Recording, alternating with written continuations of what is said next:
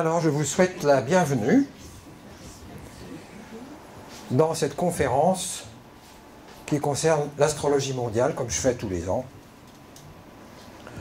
Et nous allons voir que cette année est une année très, très particulière, puisque c'est une année qui va voir un changement de paradigme social. C'est-à-dire comment on envisage la société et comment cette société va se diviser en deux, entre les orthodoxes et ceux qui visent autre chose dans la société. Toute société est structurée par les croyances de cette société. Et les croyances de notre société sont en train de changer très profondément par rapport au passé des civilisations, puisque dans le passé des civilisations, les sociétés sont structurées par la religion, par les églises, par les temples. On est dans un tournant fondamental qui est que ce n'est plus la croyance religieuse qui est fonctionnelle dans notre société, c'est la croyance dans la croissance, dans la toute-puissance de l'économie. Et nos temples, c'est les banques. Et c'est cette croyance qui est en train de diverger, comme on va le voir. Alors, commençons par le début. L'astrologie mondiale s'intéresse aux grands cycles qui concernent la société, et particulièrement aux planètes qui vont lentement. Ça, c'est 5 des 10 planètes, et ce sont les 5 les plus lentes. On voit d'ailleurs que leurs cycles ont une certaine synchronicité, puisque dans le cycle de Pluton, il y a 24 cycles de Jupiter, 8 cycles de Saturne, 3 cycles d'Uranus, 2 cycles de Neptune. Ce qui est une constante en astronomie, à savoir les mouvements impliquent des processus numériques, des nombres entiers, et on va retrouver ça dans le système solaire.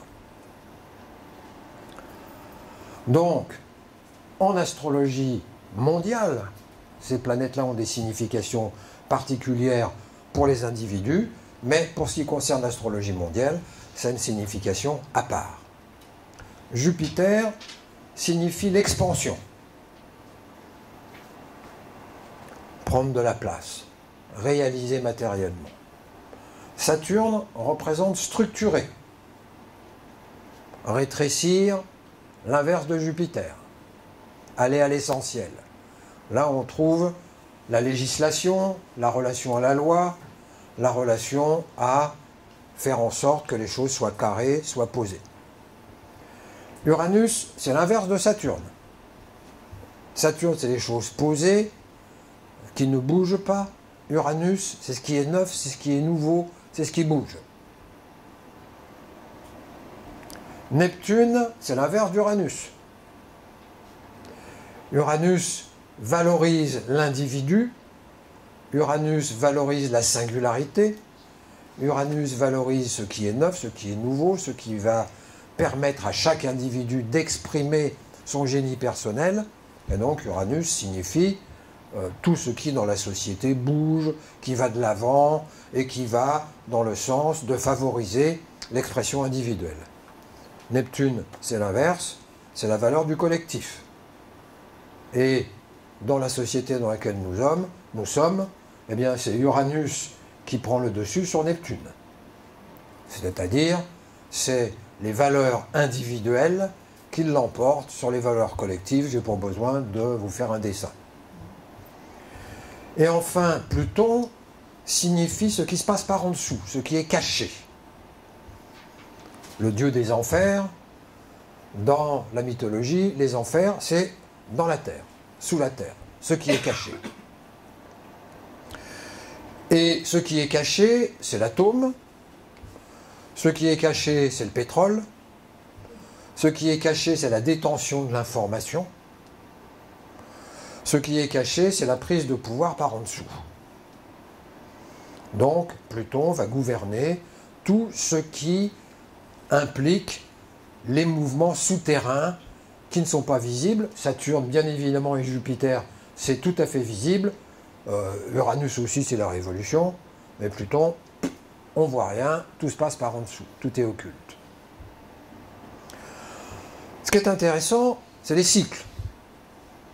Par exemple, si vous avez un cycle, c'est quand Jupiter et Saturne arrivent au même endroit dans le ciel.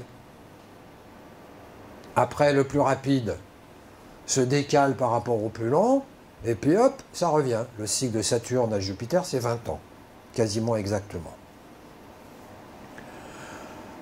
Donc on a là des cycles qui sont évidemment de plus en plus grands. Jupiter, c'est 12 ans, Saturne, c'est 30 ans, Jupiter-Saturne, c'est 20 ans. Évidemment, on va avoir des cycles Saturne-Uranus, Uranus-Neptune, 181 ans. Et quand on met 3 planètes au même endroit, c'est encore plus rare. C'est exactement ce qui se passe en ce moment-ci. Il y a eu, dans les années 89, 3 planètes qui se sont réunies au même endroit, au moment de la chute du mur de Berlin. C'était Saturne, Uranus, Neptune. Et ça a démarré un cycle de 3800 ans. Eh bien, cette année, on inaugure un cycle qui est plus rapide, qui est la conjonction, on appelle ça, c'est-à-dire 3 planètes qui sont au même endroit dans le ciel. Jupiter, Saturne et Pluton. Donc, il y a 3 cycles au même moment. Il y a le cycle Jupiter-Saturne, il y a le cycle Saturne-Pluton et le cycle Jupiter-Pluton. Tout ça au même moment.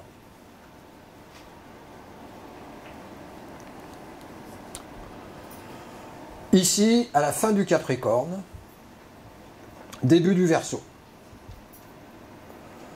Donc en 2020, c'est dans l'année, tout se passe en l'espace d'un an. Comme on va le voir tout à l'heure, c'est assez rare.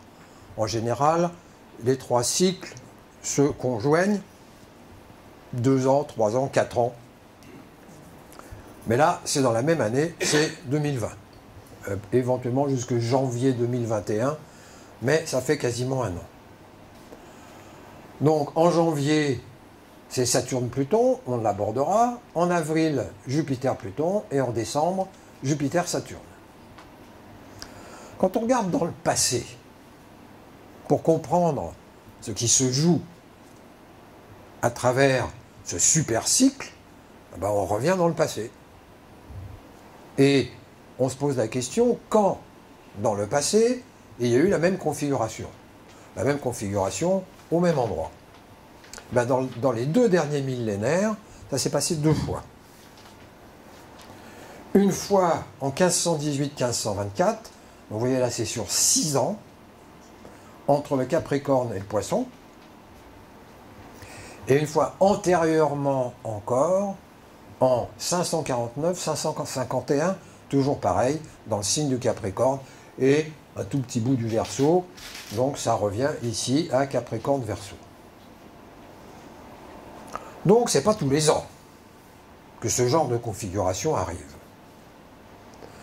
Et on peut s'attendre à ce que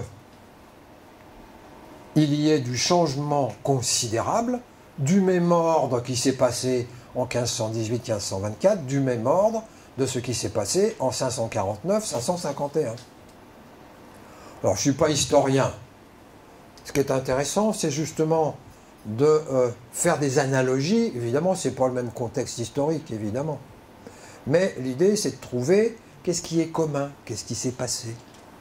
Et ce qui est commun à tous ces cycles, c'est les schismes. Les schismes religieux. 549, c'est la séparation de l'Église catholique et de Constantinople.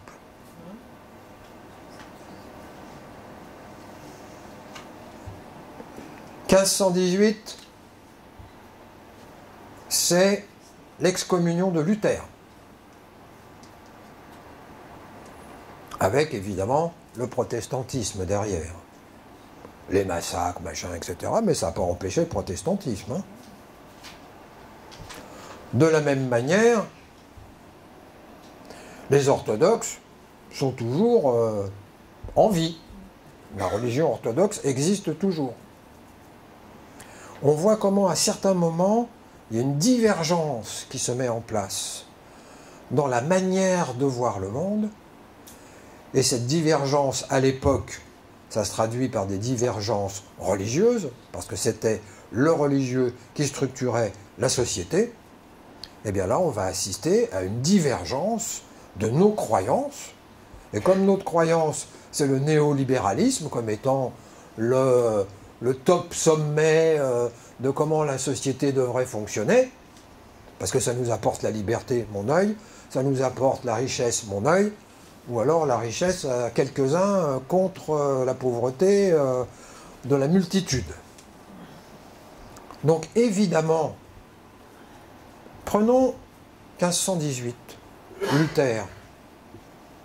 Pourquoi il y a un schisme?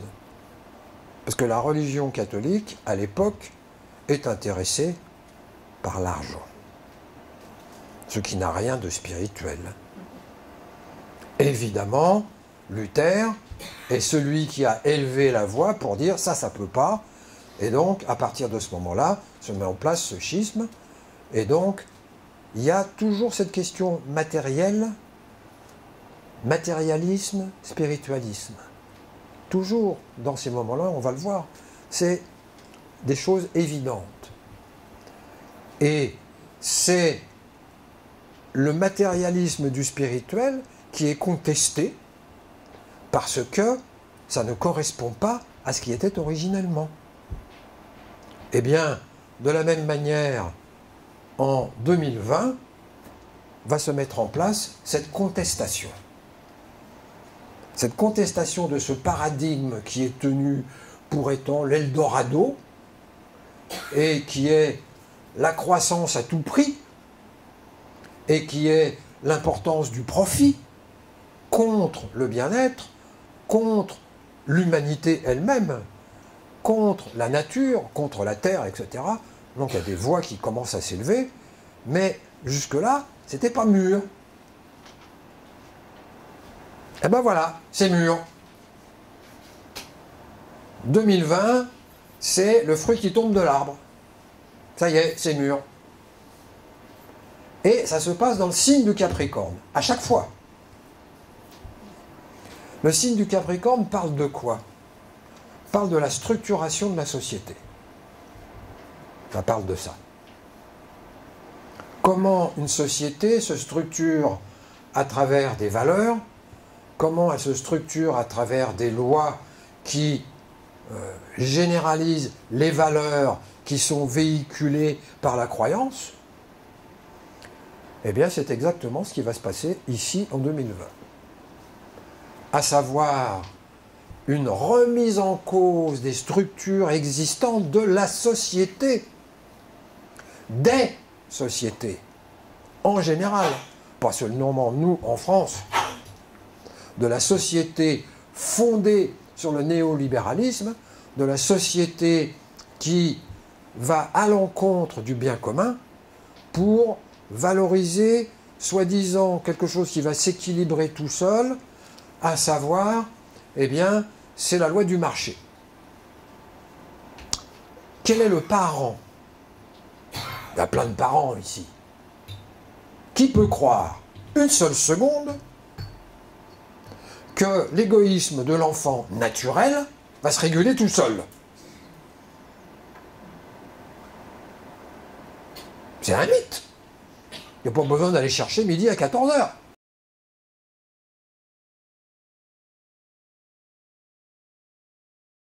Il n'y a pas l'égoïsme de l'enfant et à l'égoïsme naturel de l'enfant, eh bien, l'enfant devient un monstre. Eh bien, notre société est en train de devenir monstrueuse. Et à chaque fois que le balancier va trop d'un côté, eh bien, il y a des forces qui ramènent le balancier de l'autre côté. Ces forces qui ramènent ce balancier de l'autre côté, c'est ce qui génère des schismes, des divisions en deux de l'opinion publique, des divisions en deux de la manière de voir le monde, des divisions en deux de ceux qui sont tenants du passé, de ceux qui sont tenants de ce qui existe, de ceux qui sont tenants de l'idéologie dominante et de ceux qui contestent l'idéologie dominante comme étant mauvaise, comme étant mortifère. Donc on en est là à ce point. Donc ce cycle, ce super cycle de 3 planètes tient à l'intérieur d'une seule année. Ça, c'est absolument remarquable. Parce que c'est très condensé dans le temps. 1518-1524, ça fait quand même 6 ans. Là, on est 1 an. 549-551, ça fait 2 ans. Un peu plus. Alors regardons de plus près. Voilà les dates des triples conjonctions des 2 derniers millénaires. J'ai mis en jaune ceux qui sont en Capricorne. 2020, janvier-décembre, 1518-1524, Capricorne-Poisson, et 549-551, Capricorne-Verseau. On voit qu'il y en a eu d'autres de triples conjonctions. Elles ne sont pas si souvent. Et étant donné que Pluton a une course assez erratique, il y a des moments où il va très vite, des moments où il va très lentement. Donc l'écart entre les cycles varie. Vous voyez qu'entre là et là, il y a 39 ans, entre là et là, 161, 138, 378, 139, 160, 38. Vous voyez, ça c'est quand Pluton va le plus vite. Donc les triples conjonctions sont rapprochées. Et donc, c'est pas rarissime, mais c'est quand même pas tous les ans.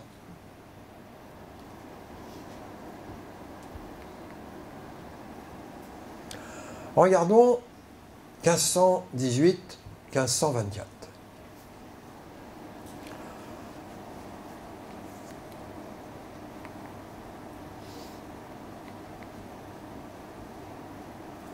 En janvier 1518, Saturne est au même endroit que Pluton. Conjonction Saturne-Pluton. Toujours en janvier 78, Jupiter est très loin. Donc, il va mettre du temps pour rattraper. Le temps qu'il rattrape, Saturne sera ici. C'est pour ça qu'il faut 6 ans pour que tout ça, ça puisse se rassembler en un seul et même événement. Ce qui est intéressant, c'est que 1524, c'est aussi une triple conjonction. Il y a une première triple conjonction, suit une deuxième triple conjonction, qui a à voir avec Neptune cette fois-ci, et donc avec le religieux. Bon, ça ne vous étonnera pas qu'on ait là tous les cathares, les albigeois, les protestants, tout ceci étant démarrant en 1518. 1518, c'est l'excommunion de Luther. On n'invente rien, hein.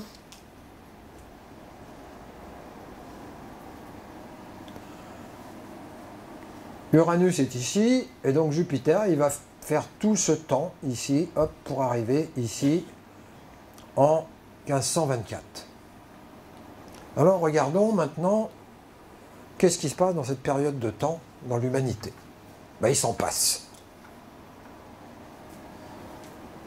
Premièrement, la première fois qu'on découvre d'autres civilisations. La civilisation Inca.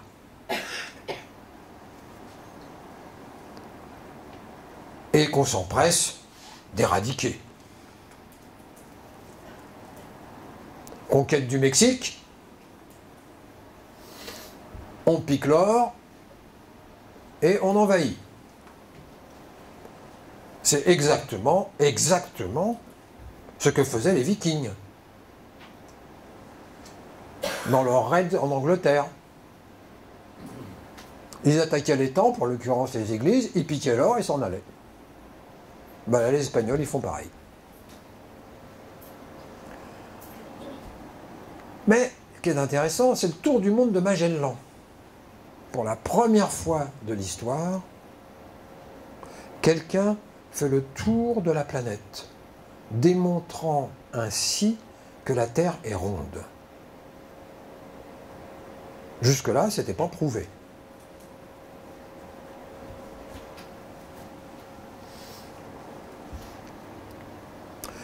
Il y a des apogées des empires. En Inde, l'Empire ottoman, le Saint-Empire romain germanique, toujours fondé évidemment sur le religieux. Et, sympathique, le début de la traite des esclaves. Si on regarde dans le domaine de la religion, on voit l'excommunion de Luther, l'installation des Juifs en terre d'Israël, qui est la conséquence de l'apogée de l'Empire ottoman,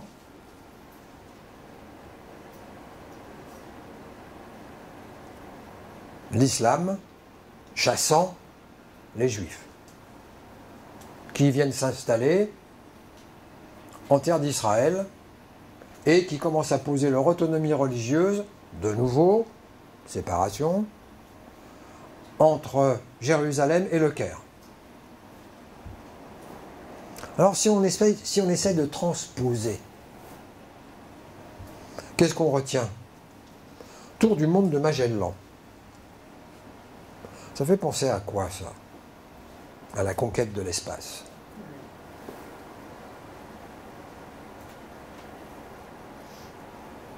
C'est-à-dire s'aventurer à l'intérieur du système solaire, en commençant par Mars, évidemment. Mais c'est un point de départ pour un bon petit millier d'années quand même. Si on regarde ici les empires qui se créent, bon, on en voit qui sont en train de se créer. La Chine, l'Inde, l'Europe, c'est pas gagné d'avance.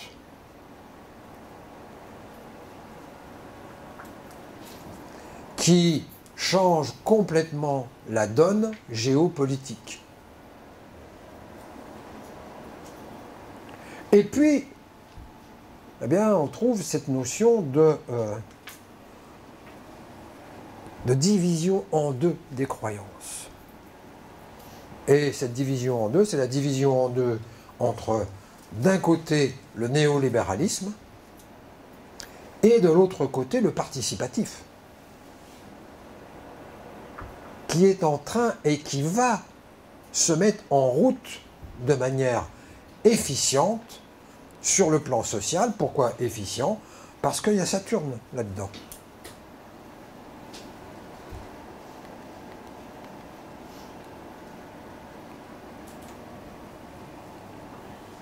C'est-à-dire la structuration de la société. On est donc dans un changement de paradigme, dans un changement de structuration très profond de notre société, auquel tout le monde aspire d'ailleurs. Le mouvement des Gilets jaunes, c'est justement cette démonstration qu'il y a quelque chose qui ne va pas, sans savoir quoi exactement, et sans avoir les moyens, sans avoir les billes, de pouvoir se structurer les uns avec les autres. C'est pour ça que ça n'a pas fonctionné. Mais n'empêche que c'est « coucou, on n'est pas d'accord ». Coucou, il y a quelque chose qui ne fonctionne pas dans la société. Il y a quelque chose qui est injuste dans la société. C'est Luther. Il y a quelque chose qui est injuste. Ceux qui ont des sous peuvent racheter leurs péchés, et ceux qui n'ont pas de sous, ben, ils restent avec leurs péchés. Bah oui. Il y a en plus l'histoire de la Vierge Marie, etc.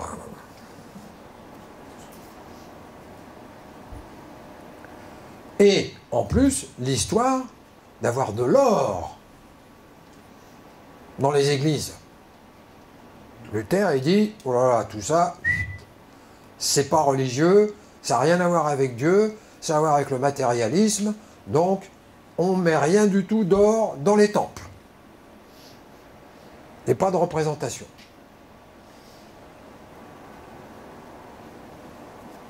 C'est exactement ce qui est en train de se profiler. C'est la question du profit.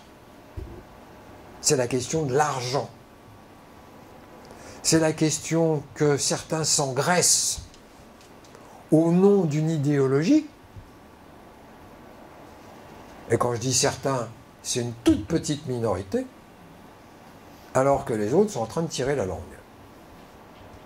On voit bien comment, là, on est à l'orée d'un schisme, d'une division de la société entre les tenants d'un ancien fonctionnement et les tenants d'un nouveau fonctionnement.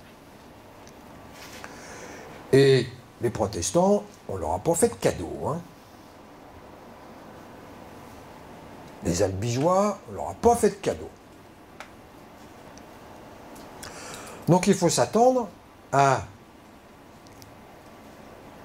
une mise en frontalité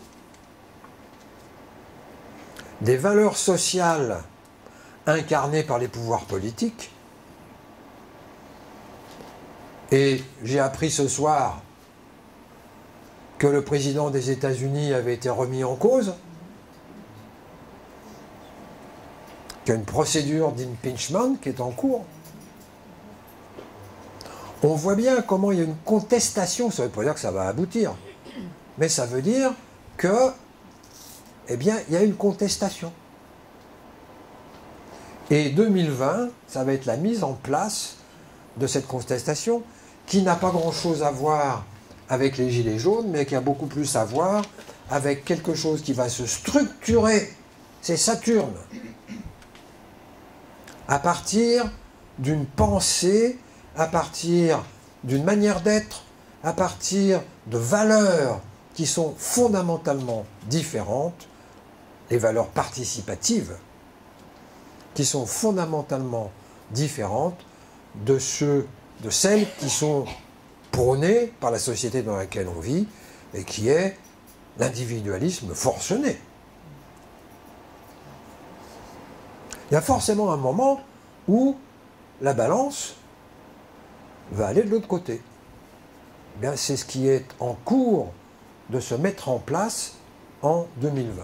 Alors on verra les étapes tout à l'heure, mais pour l'instant on était avec 1518. Regardons le cycle d'avant. Intéressant le cycle d'avant. Quand j'ai regardé les dates, je me dis, ah ben ça alors, ça ne s'invente pas.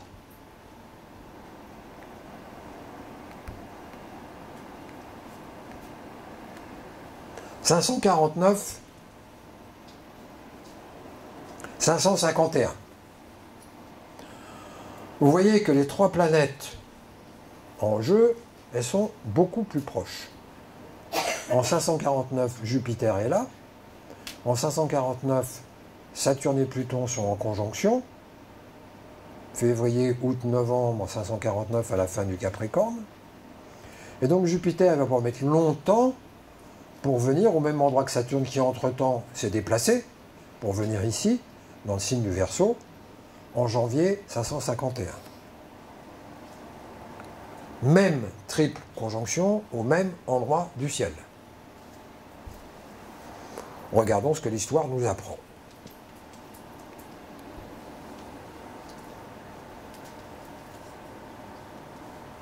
Première peste, première pandémie de l'humanité. C'est pas tellement le fait que ce soit une pandémie qui est intéressante. C'est le fait que cette pandémie a changé l'histoire. Qu'est-ce que ça a changé? Ça a changé les guerres byzantines de Justinien. Byzance, c'était l'Empire romain d'Orient. Je vous rappelle qu'à l'époque, l'Empire romain d'Occident a disparu. C'est les Francs qui ont lutté contre les Romains. C'est devenu la France. Mais par contre, tout l'Empire romain d'Orient était resté intact. Et évidemment, comme c'est l'Empire romain, eh ben, il s'appelle Justinien, d'un nom romain. Les guerres byzantines de Justinien, qu'est-ce qu'il fait? Il veut reconquérir l'ancien empire romain.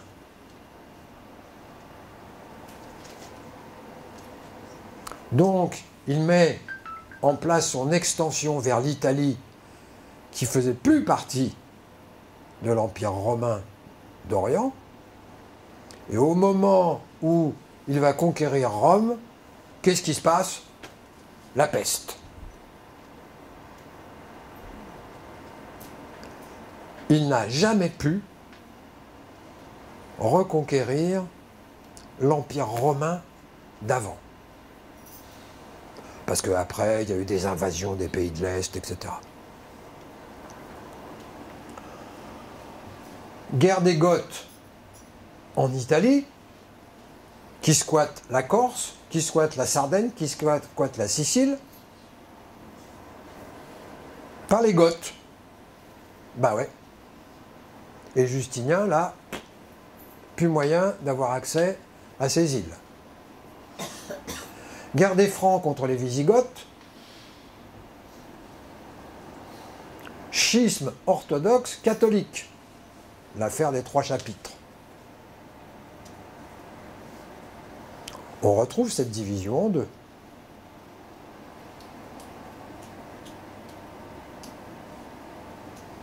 Et on voit ici que Justinien, qui avait comme ambition de reconquérir tout le pourtour de la mer Méditerranée, comme auparavant, comme l'Empire romain, qui s'était installé en Égypte, en Orient, eh bien, Justinien, il a pu continuer par le tour de la Méditerranée, mais il n'a jamais pu aller au-delà de l'Italie.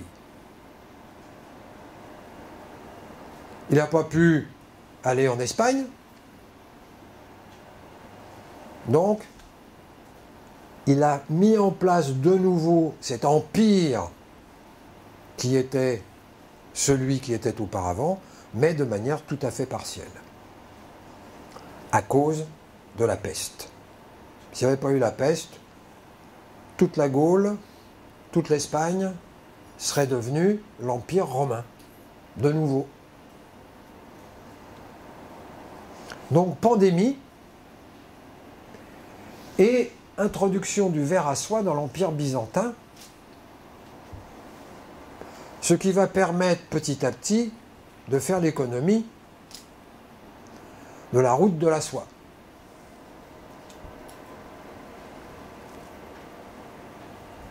Qu'est-ce qu'il y a à retenir de là-dedans? Ben évidemment,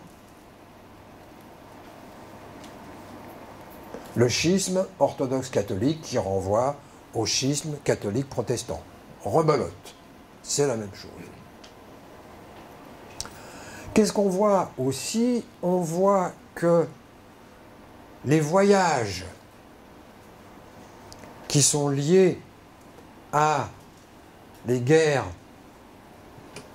d'occupation amènent les rats, parce que la peste, ça vient des rats, et fait en sorte que puisqu'il y a un déficit d'hygiène,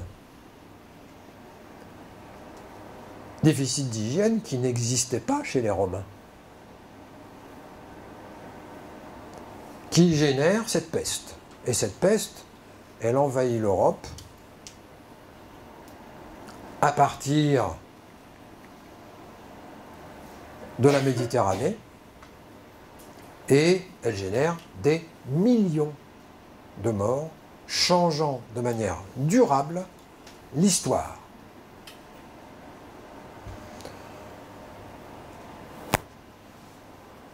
On pense là à des pandémies. La grippe aviaire, on a déjà eu le prion, il y a déjà eu des prémices de cela qui sont liées à une manière totalement barbare de s'occuper des animaux, les batteries, nourrir les vaches avec de la viande, ou même j'ai appris avec du sucre, avec des bonbons, avec des chutes de sucreries. Ah oui, ben ça existe, figurez-vous. C'est quand même moins cher les chutes de sucreries que d'acheter des betteraves. Donc, il se peut tout à fait que le système économique soit remis en cause par ce genre de pandémie qui ne touche pas forcément d'ailleurs les êtres humains, mais qui peut toucher les animaux. Mais si ça touche les animaux, ça touche l'agriculture, hein. Donc de nouveau, des circonstances qui font que le système se grippe.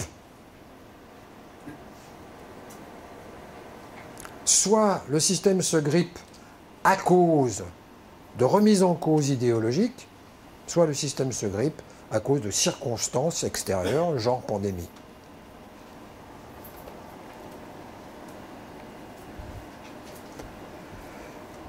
Alors, passons maintenant aux détails. Là, c'est la grande fresque.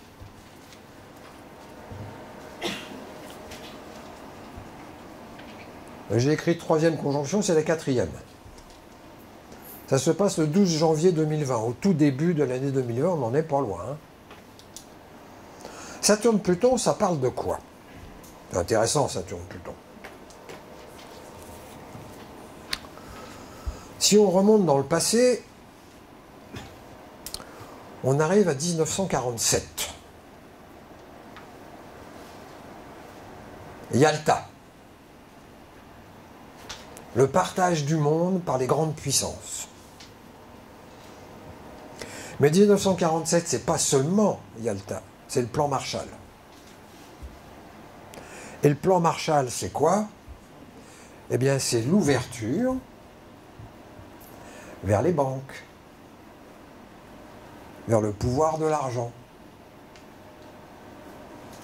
Parce que le président des États-Unis autorise les banques à être autonomes par rapport à la Banque centrale. Ça a continué dans ce sens-là, au point que, à l'heure actuelle, les banques centrales, écoutez bien, les banques centrales n'ont pas le droit de prêter de l'argent.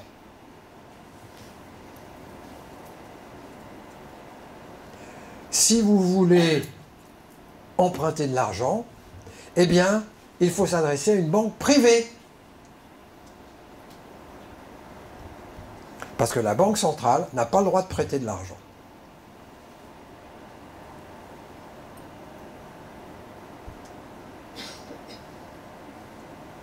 Donc, c'est ce système-là qui se met en place, là, en 1947. Et quand on y regarde de plus près,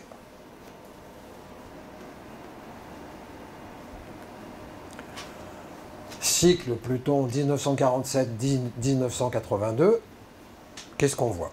Intéressant. Inde, division du Pakistan, pour des questions religieuses. Israël, pour des questions religieuses, c'est l'exodus. C'est-à-dire qu'il y a eu des pogroms en Russie, et les Juifs fuient les pays de l'Est. Et on ne sait pas quoi en faire. C'est l'histoire de l'exodus.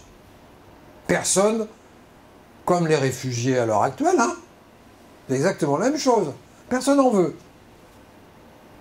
On a vu avec l'Italie, toutes les ONG, etc. À l'époque, c'est exactement la même chose, sauf que c'était avec les Juifs. Donc on s'est dit, mais qu'est-ce qu'on va en faire? On va les coller en Palestine, tiens. Décision des trois grands. L'Amérique, la Russie, l'Angleterre. Pour la France, évidemment. La France, elle a été battue. 1947, c'est le Vietnam. Début de la guerre du Vietnam.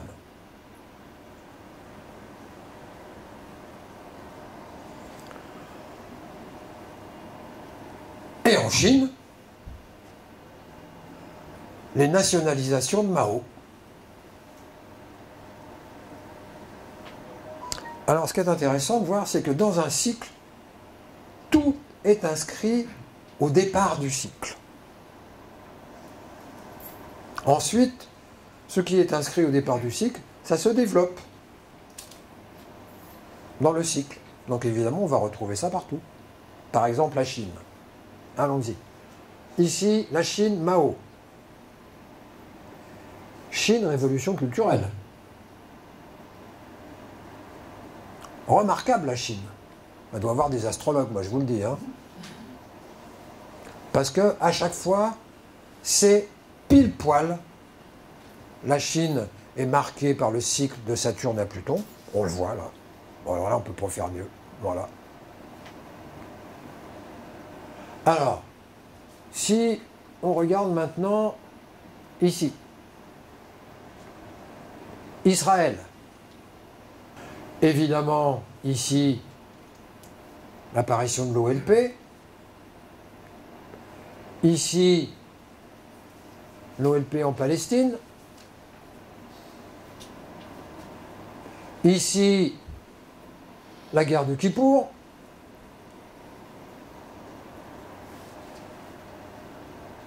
On peut suivre comme ça.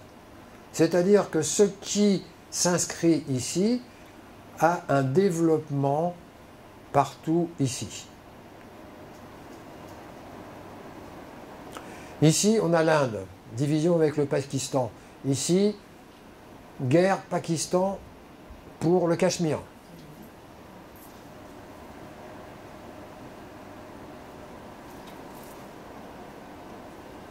Donc, qu'est-ce qui se passe ici? Il se passe que trois grands, trois chefs d'État, décident du futur de l'Occident. C'est eux qui décident.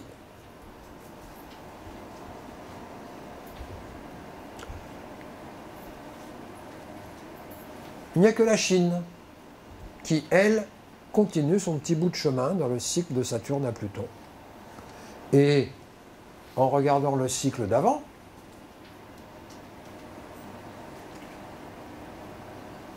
le cycle d'après, 1982-2020, comme par hasard, c'est la 4e constitution. Au moment où Saturne et Pluton se réunissent au même endroit. Ici, le 23e congrès chinois. Qu'est-ce qui se passe dans ce 23e congrès chinois? Il se passe qu'ils décident de rentrer dans l'OMC, Organisation mondiale du commerce. Et à partir de ce moment-là, c'est l'expansion de la Chine. C'est une décision qui s'est mise en place ici.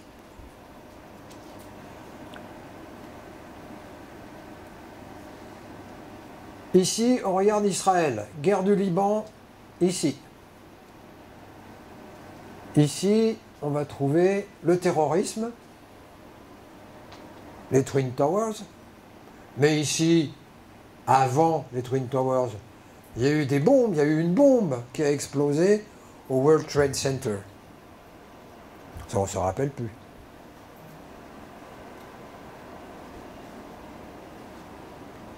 Ici, la mort de Ben Laden et la politique de la terre brûlée des États islamiques.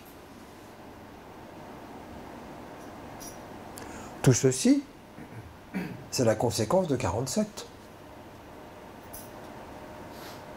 La conséquence des décisions de 1947. Et pourquoi les grands prennent ces décisions? Pétrole. C'est le partage du monde pour les raisons de pétrole. Pluton, le pétrole, ce qui est caché en dessous. Donc à chaque fois, bien évidemment, on va trouver des crises du pétrole. Évidemment, on sait très bien qu'avec les Twin Towers, eh bien, il y a eu toute une montée de prix du baril, ce qui, évidemment, arrange tout à fait bien l'industrie pétrolière. Donc, dans le cycle de Saturne à Pluton, il y a la législation qui entérine que les députés servent à rien.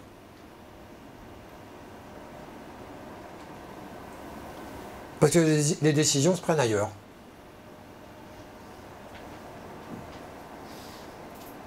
Il n'y a pas eu de vote en 1947 pour se partager le monde, que je sache. C'est 3 personnes réunies quelque part qui ont décidé que toi t'auras ça, toi t'auras ça, toi t'auras ça. Circuler, il n'y a rien à voir. British Petroleum, BP. Ben, les Anglais, ils ont eu l'Irak. Voilà. On se partage le monde. Donc, la législation entérine le fait qu'il n'y a pas de vérité, entérine qu'on nous en fume, et c'est normal.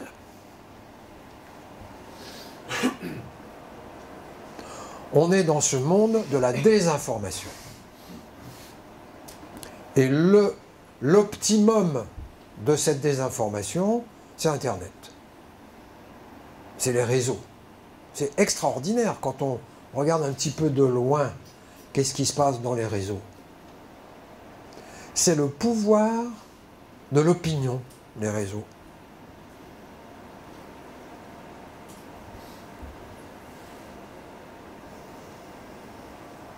À savoir, il y a des sites qui discutent et qui génèrent un consensus général. Et celui qui n'est pas d'accord avec le consensus général, il se fait pourrir la vie.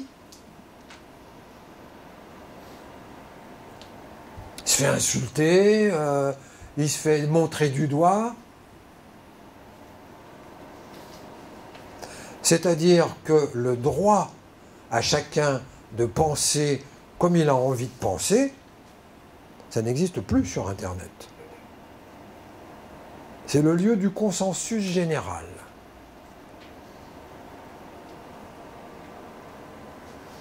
Le droit est en train de disparaître. Le droit à avoir ses opinions, à penser comme on a envie de penser, c'est en train de disparaître. D'autant plus que la dernière élection du président américain a montré cela, et c'est en plein sujet justement de l'impeachment. C'est la manipulation de l'information, à savoir, il existe des entreprises, pignon sur rue, qui ont comme fonction de faire changer l'opinion.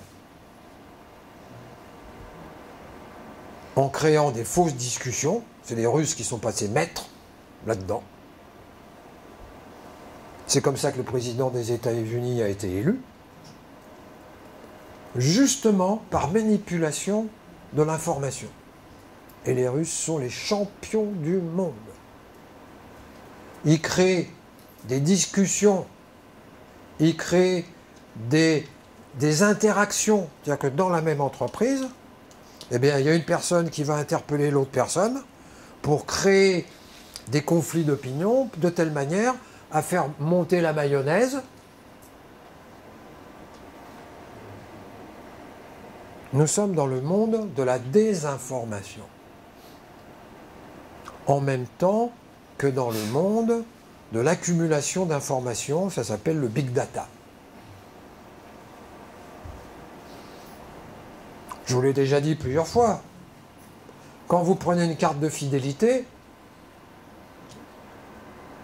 vous donnez l'autorisation à l'entreprise de vendre les informations sur ce que vous avez acheté. Ce qui permet de créer des profils, ce qui permet de cibler la publicité, ce qui permet de vendre mieux et plus. Saturne-Pluton. Et on arrive à ce tournant où ça s'institutionnalise, et notamment en Chine. Vous avez peut-être entendu parler. La reconnaissance faciale s'est généralisée en Chine et les Chinois sont notés par le big data. Et s'ils ont une mauvaise note, eh ben, ils auront du mal à trouver du boulot.